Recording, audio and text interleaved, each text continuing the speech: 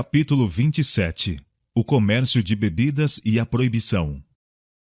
Ai daquele que edifica sua casa com injustiça e os seus aposentos sem direito, que se vale do serviço do seu próximo sem paga e não lhe dá salário, que diz: edificarei para mim casa espaçosa e largos aposentos, e lhe abre janelas e forra de cedros e a pinta de vermelhão. Reinarás tu só porque te encerras em cedro? Os teus olhos e o teu coração não atentam senão para a tua avareza e para o sangue inocente, a fim de derramá-lo, e para a opressão e para a violência, a fim de levar isso a efeito. Jeremias capítulo 22, versos 13 a 15 e verso 17. Essa passagem apresenta a obra dos que fabricam e dos que vendem bebidas intoxicantes. Seu comércio quer dizer roubo. Pelo dinheiro que recebem, não dão eles nenhum valor equivalente. Cada centavo que ajuntam a seus lucros trouxe ao comprador uma maldição. Com mão liberal tem Deus derramado suas bênçãos sobre os homens. Fossem suas dádivas sabiamente empregadas, quão pouco o mundo havia de conhecer de pobreza ou aflição. É a impiedade dos homens que lhe transforma as bênçãos em maldição. É mediante a ganância de lucro e a concupiscência do apetite que os cereais e as frutas dadas para nossa manutenção se convertem em venenos que produzem miséria e ruína. Todos os anos se consomem milhões e milhões de litros de bebidas intoxicantes. Milhões e milhões de dólares são gastos na compra da miséria, pobreza, enfermidade, degradação, concupiscência, crime e morte. Por meio do ganho, o vendedor de bebidas passa às suas vítimas aquilo que corrompe e destrói a mente e o corpo. Traz sobre a família do bêbado a pobreza e a ruína. Morta a sua vítima, não cessam as cobranças do vendedor de álcool. Rouba a viúva e leva os seus filhos à mendicidade.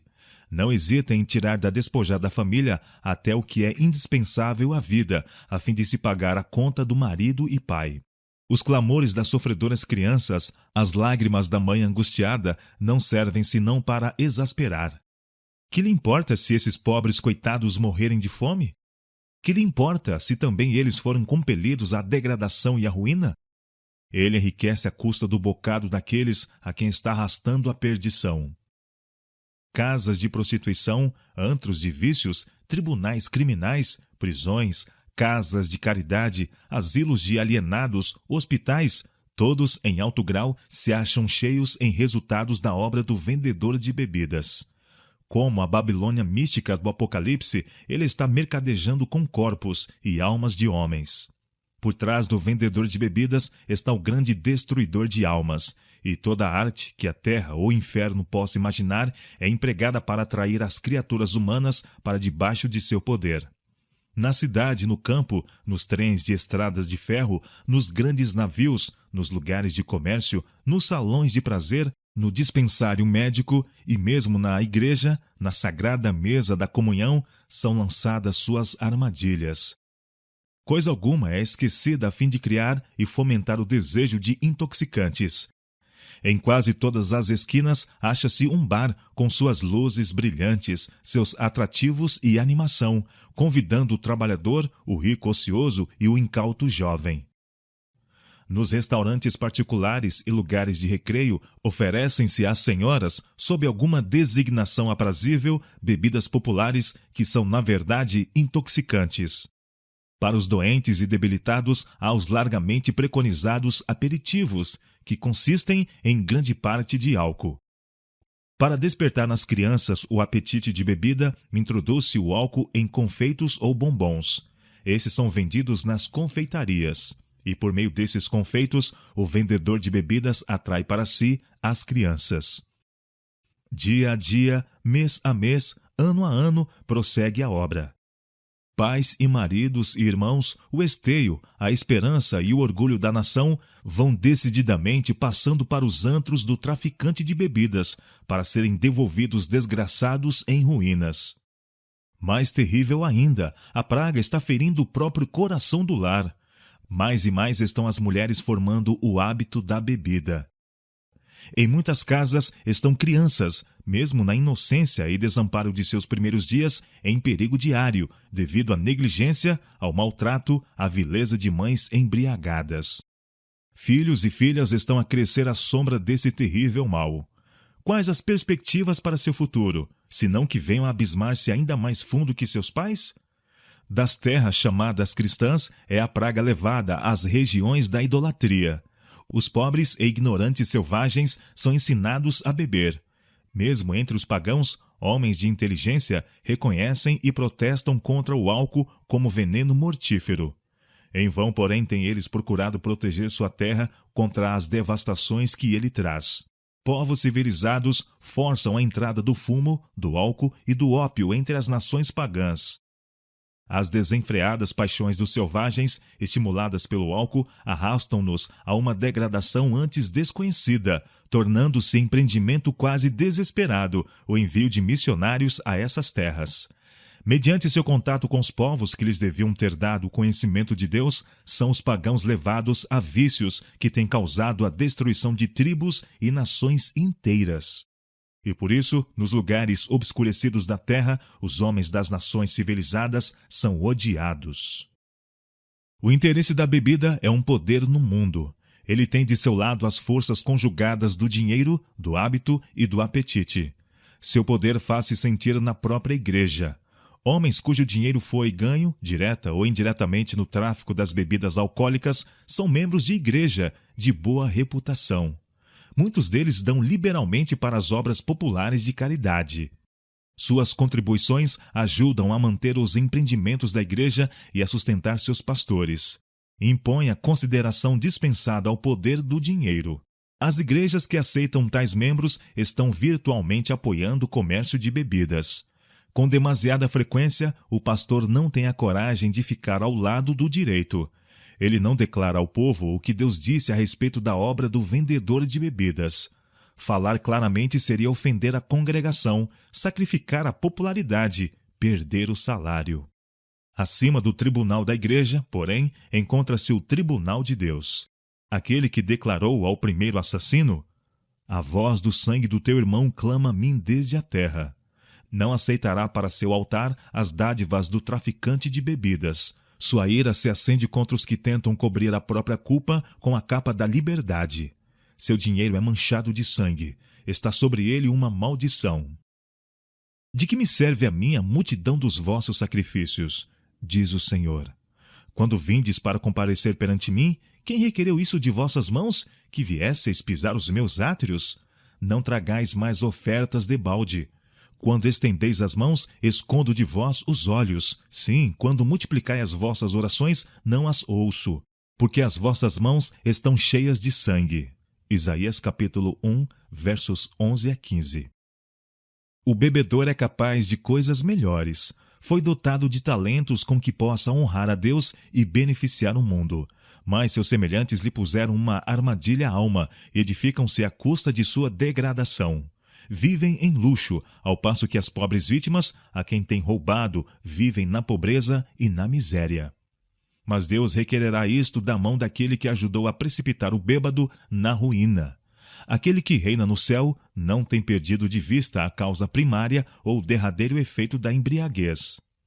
Aquele que cuida do pardal e veste a erva do campo não passará por alto os que foram formados à sua imagem, comprados com seu sangue, não dando ouvidos ao seu clamor. Deus registra toda essa impiedade que perpetua o crime e a miséria. O mundo e a igreja podem ter aprovação para o homem que adquiriu fortuna degradando a alma humana. Podem sorrir aquele por meio de quem homens são levados passo a passo mais baixo na vereda da vergonha e da degradação. Mas Deus observa tudo, dá em troca um justo juízo.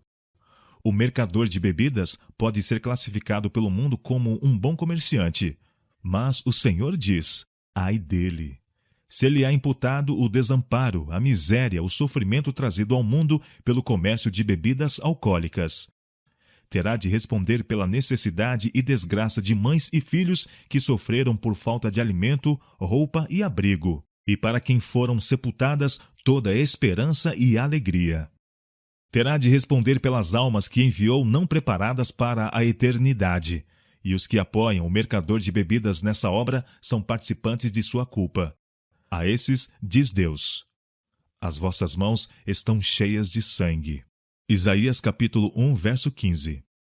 As licenças para o comércio de bebidas são advogadas por muitos como tendentes a restringir o mal da bebida. O licenciá-lo, porém, coloca-o sob a proteção da lei. O governo sanciona-lhe a existência, fomentando assim o mal que professa restringir. Sob a proteção das leis de licença, as cervejarias, destilarias e fábricas de vinho são estabelecidas por toda a parte da terra. E o negociante de bebida traz sua obra mesmo para junto de nossa porta. Muitas vezes é proibido vender bebidas alcoólicas, mas a obra de transformar os jovens em alcoólatras prossegue decididamente. A própria existência do comércio depende de criar na juventude o gosto pela bebida. Os jovens vão sendo levados avante, passo a passo, até que o hábito de beber se acha estabelecido e desperta-se uma sede que tem de ser satisfeita a todo custo. Menor mal seria conceder o álcool ao bebedor inveterado, cuja ruína, na maioria dos casos, já está determinada, do que permitir que a flor de nossa juventude seja seduzida para a destruição mediante esse terrível hábito. Mediante a licença concedida ao tráfico de bebidas, mantém-se a tentação constantemente diante dos que se estão esforçando por se regenerar. Tem-se estabelecido instituições onde as vítimas da intemperança podem ser auxiliadas a vencer o apetite. É uma nobre tarefa. Mas, enquanto a venda de bebidas for sancionada por lei, os intemperantes pouco benefício recebem das instituições de recuperação de alcoólatras. Eles não podem aí ficar para sempre. Devem retomar seu lugar na sociedade. A sede de bebidas intoxicantes, embora subjugada, não foi inteiramente destruída. E quando a tentação os assalta, como acontece de todos os lados, também eles caem como fácil presa. O homem que tem um animal bravo e que, conhecendo-lhe a disposição, permite-lhe liberdade, é, pelas leis da terra, considerado responsável pelo dano que o animal possa causar. Nas leis dadas a Israel, o Senhor ordenou que quando um animal conhecido como bravo causasse a morte de uma criatura humana, a vida do dono devia pagar o preço de seu descuido ou malignidade. Segundo esse princípio, o governo que licencia o vendedor de bebidas alcoólicas deve ser considerado responsável pelos resultados de seu tráfico. E se é um crime digno de morte deixar em liberdade um animal bravo, quão maior é o crime de sancionar a obra do vendedor de bebidas. As licenças são concedidas sob a alegação de que trazem uma renda ao tesouro público. Mas que é esse lucro quando comparado com a enorme despesa que acarretam os criminosos, os loucos, os indigentes, que são o fruto do comércio alcoólico? Sob a influência da bebida, um homem comete um crime e é levado ao tribunal. E os que legalizam o tráfico são forçados a lidar com os resultados de sua própria obra. Autorizam a venda da bebida que havia de transformar um homem são num louco, e agora é-lhes necessário condená-lo à prisão ou à morte, enquanto muitas vezes sua esposa e filhos são deixados ao desamparo, para se tornarem uma carga à sociedade em que vivem. Considerando apenas o aspecto financeiro da questão, que loucura é tolerar tal comércio? Que renda pode compensar a perda da razão humana, o apagamento e a desfiguração da imagem de Deus no homem, a ruína de crianças reduzidas à indigência e à degradação para perpetuarem nos filhos as más tendências de seus pais alcoólatras? O homem que formou o hábito de usar intoxicantes encontra-se em situação desesperada. Tem o cérebro enfermo, enfraquecido o poder da vontade. No que respeita a qualquer poder de sua parte, é incontrolável o apetite da bebida para ele. Não se pode raciocinar com ele nem persuadi-lo à renúncia. Arrastada aos antros de vício, a pessoa que resolver abandonar a bebida é novamente levada a empunhar o copo e com o primeiro trago do intoxicante é vencida toda boa resolução, destruído qualquer vestígio de vontade. Uma prova da enlouquecedora bebida e jazem desvanecido todos os pensamentos quanto a seus resultados. É esquecida a desolada esposa. O viciado pai não mais se incomoda se os filhos estão com fome ou nus. Legalizando o tráfico, a lei empresta sua sanção a essa queda da alma e recusa-se a deter o comércio que enche o mundo de males. Deve isso continuar sempre? Hão de almas lutar sempre pela vitória, tendo diante de si aberta a porta da tentação? Deverá a maldição da intemperança ficar para sempre como uma praga sobre o mundo civilizado? Deverá continuar a devastar todos os anos, qual um incêndio consumidor, a milhares de lares felizes? Quando um navio naufraga à vista da praia, o povo não fica em ociosa contemplação. Arriscam a vida no esforço de salvar homens e mulheres de encontrar a sepultura no mar. Quanto mais necessário não é o esforço para salvá-los da sorte de um alcoólatra?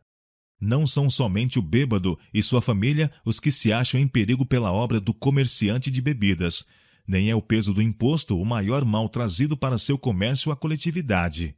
Achamo-nos entretecidos na teia humana. O mal que sobrevém a qualquer parte da grande fraternidade humana põe a todos em perigo. Muitas pessoas que, mediante o amor do lucro ou da comodidade, nada quereriam ter no restringir o comércio das bebidas, verificaram, demasiado tarde, que esse comércio tinha a ver com elas. Viu seus próprios filhos embrutecidos e arruinados. A anarquia anda a rédeas soltas. Corre o risco a propriedade. A vida não está em segurança. Multiplicam-se os acidentes por terra e mar. Doenças que crescem nos antros da imundícia e da miséria abrem caminho até aos lares senhoriais e luxuosos. Os vícios fomentados pelos filhos da depravação e do crime infectam filhos e filhas de casas distintas e cultas. Não existe pessoa a quem o tráfico das bebidas não ponha em risco. Não há homem que não deva, por sua própria segurança, pôr mãos a obras de o destruir. Mais que qualquer outras instituições que tenham de lidar apenas com interesses seculares, as câmaras legislativas e os tribunais de justiça se devem achar isentos da praga da intemperança. Governadores, senadores, deputados, juízes, homens que decretam e administram as leis de uma nação, homens que têm nas mãos a vida e boa reputação e os bens de seus semelhantes, devem ser homens de estrita temperança. Somente assim podem eles ter claramente para discriminar entre o bem e o mal. Só assim podem possuir firmeza de princípios e sabedoria para ministrar a justiça e mostrar misericórdia. Mas como reza o relatório?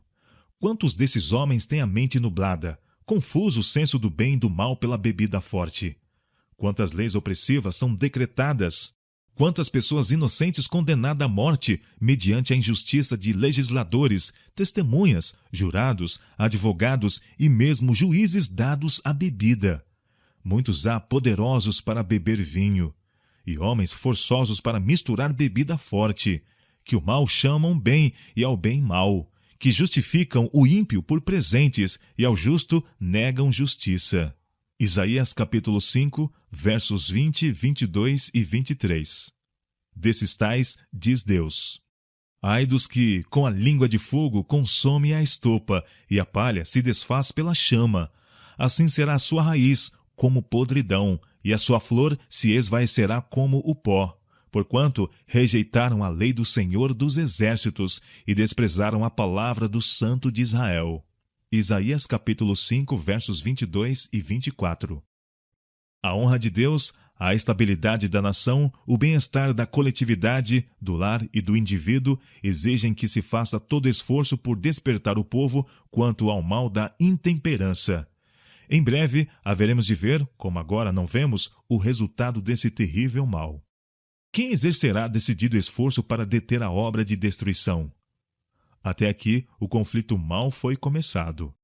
Que se forme um exército para fazer cessar a venda das bebidas que encerram drogas capazes de enlouquecer os homens. Torne-se patente o perigo do comércio de bebidas e crie-se um sentimento público de molde a exigir sua proibição. Dê-se aos homens enlouquecidos pelo álcool oportunidade de escaparem a seu cativeiro. Exija a voz da nação de seus legisladores que se ponha um termo a esse tráfico infame. Se faltares de livrar aos que são levados à morte e arrastados à matança, se disseres, eis que não soubemos isso. Não é assim que aquele que pondera os corações, esse o entende? E que aquele que guarda a tua alma, esse o sabe? Provérbios capítulo 24, versos 11 e 12. E que dirás quando ele te visitar? Jeremias capítulo 13, verso 21.